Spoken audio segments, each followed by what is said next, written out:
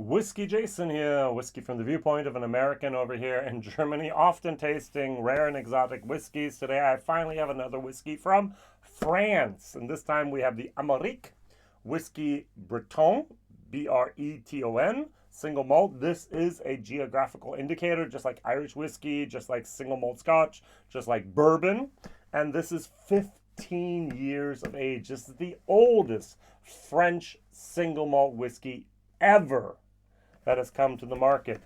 46%. All right, so Whiskybase number 217564. Now this is from the Distillery Warenghem, and this distillery has quite a long history, which I'll talk about in a second. This was aged for 9 years in ex-bourbon casks, and then following 6 years in Oloroso sherry casks, which is very, very interesting. So this is actually now going to probably be a yearly release, and in this case there's 1,500 bottles of the 2022 edition. Now this bottle costs in France at the distillery 95 euros and 80 cents.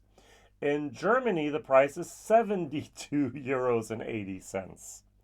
Why does the bottle cost 23 euros less in Germany than in France at the distillery? I really don't know. I really don't know. It's not going to be the difference in VAT. That's 1 or 2%. It's not going to be the difference in our excise and our alcohol tax. It's going to be a couple euros here. Someone, somewhere, has decided to sell these 1,500 bottles, at least partially. Some of them are made in Germany at a very reduced price. I guess that has something to do with importers. Sometimes the importer can push the price up, and sometimes push the price down.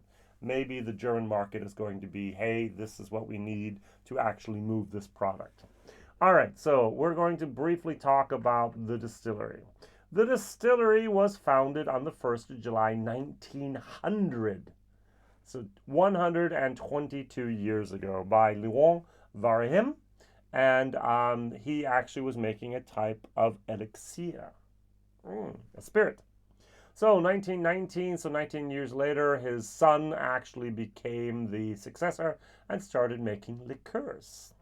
1967, Paul Henry Warenghem joins forces here with Yves Lissois. My French is terrible. And the distillery is located to the site of the natural springs called Restavel. 1981, then they acquired the distillery with the objective of developing Breton spirits.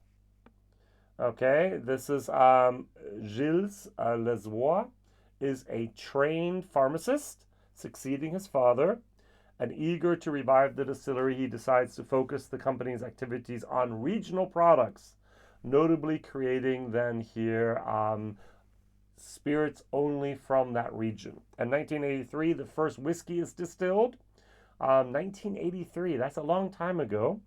And it's 100% Breton French whiskey. And 1987, there was a launch of the first WB, the Whiskey Breton. I actually have a bottle someplace way, way, way down in my archives there of an old bottle from France. It was 25% malted whiskey and 75% grain whiskey. And it was successfully introduced to the market in 1987. Now, the construction of the first distillery in France exclusively dedicated to whiskey was 1993. So almost 30 years ago, they have almost now been producing whiskey in France for almost 30 years. And this is the oldest one they've ever sold. So, and the first single malt made in France from that distillery was introduced to the market in 1998. 2001, they expanded into beer. And 2013, Amarik received the award for their double wood maturation, the best European single malt. Today, I don't know if they'd win, but hey, back then, that was the best European single malt. Many of the other distilleries around Europe, not including Ireland and Scotland, had just began. So we actually had the creation of the geographical indication of Whiskey Breton. and the AOC Fine Bretagne awards in 2015, and then 2019 they created a gift shop at the distillery, so you can go visit them. All right, very, very good. Now this whiskey here, the 15-year-old Amarik, so years, is a limited edition. And it says here, a few years after the launch of our Amarik 10, which I actually did a video on, the distillery reveals a little more the extent of the possibilities offered by the several thousand casks stored in their warehouses in Lannion. Being the first 15-year-old French whiskey and proposed in a limited edition of 1,500 bottles each year, this Amarik 15-year-old becomes the second bottling of the Amarik whiskey range with an age statement. And it attests to the expertise and know-how of maturation of over 20 years of whiskey production. Bottled at 46%, the Amarik 15-year-old has been matured for 9 years in bourbon casks, not ex-first fill, but bourbon casks, and then transferred to Sherry Oloroso casks for 6 more years. All right, so what am I going to compare it to? You're going to not like me, but hey, it's 15-year-old, it's 46%, and it's cheaper than 72 euros. It is Glenallachie, 15 euro. So, now, this is totally unfair, I know. This is not a limited release of 1,500 bottles. Now, Billy Walker did not distill this whiskey himself 15 years ago. But he did finish it, not for 6 years, but for maybe 3 or 4 years in Sherry and Pedro Jimenez and Oloroso. A little bit of virgin oak thrown in there for good luck. And this is a fabulous, fabulous, fabulous, fabulous whiskey, in my opinion, for this price, for this age category, for this category for whiskey overall. Now, if you just look at the colors here, you will see that the Glenallachie is much darker than the 15-year-old from France. I celebrate the fact that France has a 15-year-old whiskey. German whiskeys are just starting to become more 10-year-old products. There are very, very few. There are exceptions. There are at least 2 exceptions that have a 20-year-old whiskey out there. But most of the whiskey in Germany at the moment is 10, starting to scratch on that 12-year-old mark. And this is 15. So this is special. This is unique. There are not many European whiskeys outside of Ireland and Scotland that have 15-year-old whiskey at all. And France now has it. And at a fairly affordable price, 72 euros 90 on the nose. And this is what really threw me for a loop. There's a tiny little bit of peat in here. The very, very first thing I said, it's like legic, the cow stable moment that I sometimes get there. Excuse me. Imagine you took legic, 10, diluted it with Glenfiddich, 1 part legic, 4 parts Glenfiddich.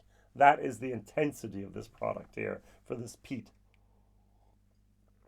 It is somewhat, the nose is a little bit shy. This pops. This,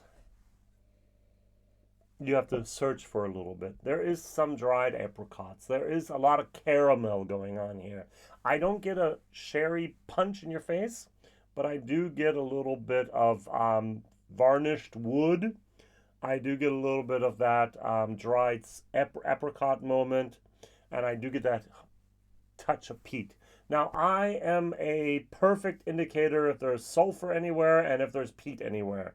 There's minute amount of peats. Now, if you think Atbeg, Supernova, or Hypernova is perfect, you will not notice the peat. I do not like peat, therefore I notice it. I would prefer less peat or more peat, no peat or more peat, but this is kind of like, Atbeg, too peaty, Octomore, too peaty. Lagavulin, if I have to. If I'm going to drink a peated whiskey, it's going to be a Highland Park Talisker. That's the peat I want. Anything below that, it becomes a little bit plasticine, a little bit of plastic moments in there. The official tasting note says it should be rich and intensive. The nose, I don't get rich, I don't get intensive. The nose tends towards ripe exotic fruits, for example, mango and passion fruit. Nope, don't get that. The maturity stands out with aromas of rancio. Varnished wood, do get that. Sweet notes followed with peach, get that. Honey, get that. Caramel, get that. Dried apricots, get that. The whole ends with cumin and a fine touch of peat. Got the peat immediately. 46% non-chilled filtered. On the back, there's a little bit of information here in French and in English. It says here, French barley, yay. Yeah, water from the Restville source.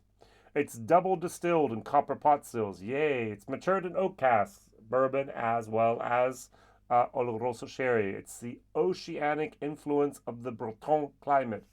I don't know if you can see this or not, but on the here they actually have the little bit of the map of France here, and you can actually see then a Breton, and you can see where the distillery is right on the coast there of the Atlantic Ocean.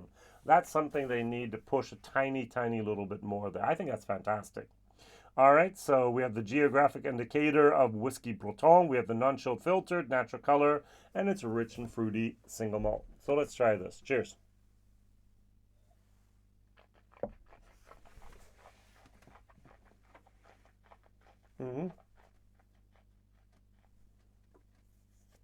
One of the things I kind of have, there is a depth here. There is that caramel. It's almost like a mahogany moment. It's very interesting, but there's a little bit of something here going on.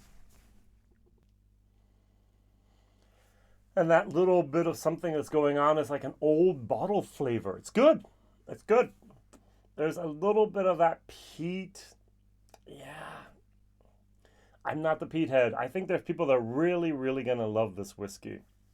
This is between a C and a C plus, which is fabulous for a European whiskey of this age. The wood is not overly dominant. Well done there. That sherry moment. Now, I'm not really sure about the sherry. I sometimes have the moment, I imagine that there's a combination of that syrup sherry, those new casks that we've had for the last, let's say, 6 years, and some old sherry casks mixed together. It's not perfectly old. It's not perfectly new. It's a good mix. And what I also think is kind of interesting, weird, is the color of the bottle. You see the blue here, the greenish?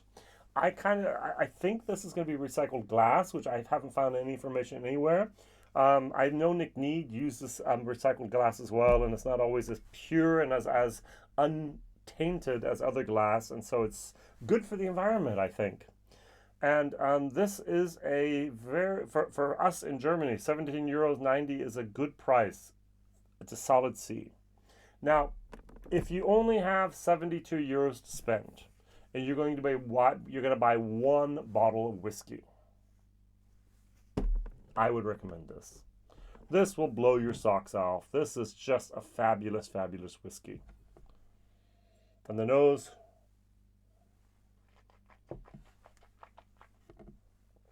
on the palate, the aftertaste, beautiful whiskey. But there are quite a few people out there that watch my channel that says, Jason, 2 years ago I tried the Glenallachie 15. I loved it. It's great.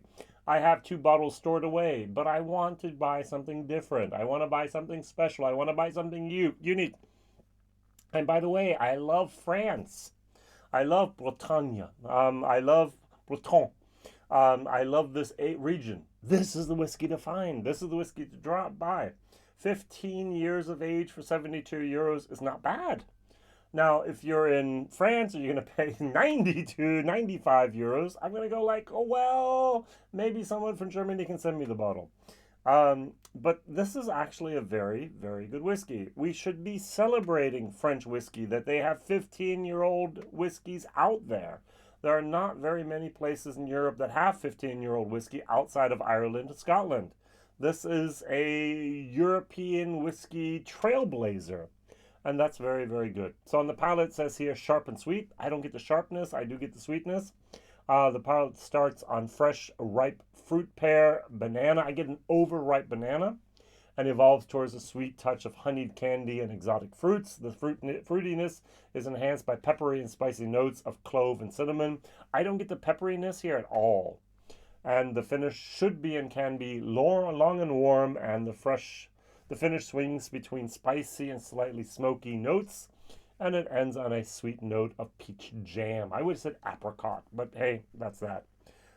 Do I like this? Yes, C to C+. Can I recommend this as a value for money? Actually, for what it is, definitely. C as well. This is something that if you're interested in something unique, find it, buy it. There's 1,500 bottles worldwide this year. Now, 2023, there should be another 1,500 bottles, and so on, so on. They have thousands of casks in their warehouse. They need to get rid of some stuff. You can't keep whiskey indefinitely in that climatic conditions along the Atlantic coast. The angels will take everything and you're left with nothing. But this is actually something that I'm surprised at, that it's so good. So my question of the day, what 15-year-old whiskey outside of Scotland can you recommend? So let's eliminate our Scottish whiskies, 15-year-olds. What 15-year-old single malt whiskey can you recommend? I'm going to use the word single malt. So America's basically off the trail now here. I'm going to say, even though it's not single malt, I'm going to go with a Redbreast 15 years of age. That is a single pot still whiskey. Yes, it's not made from 100% malted barley, but made from 100% barley, malted and unmalted on pot stills. That'd be my guess there. I don't know anyone in Germany has a great available 15-year-old whiskey outside of, is there a Japanese whiskey that's 15 years old that's available and not going to cost me more than my car? So that, fabulous, 72 euros. Come on, guys, think about it. Thank you very much for watching. Thank you very much for liking, subscribing, telling others, and always here, Whiskey Jason. A lot of times, rare and exotic whiskeys, things you'll never see anyplace else. Thank you for watching. Bye-bye.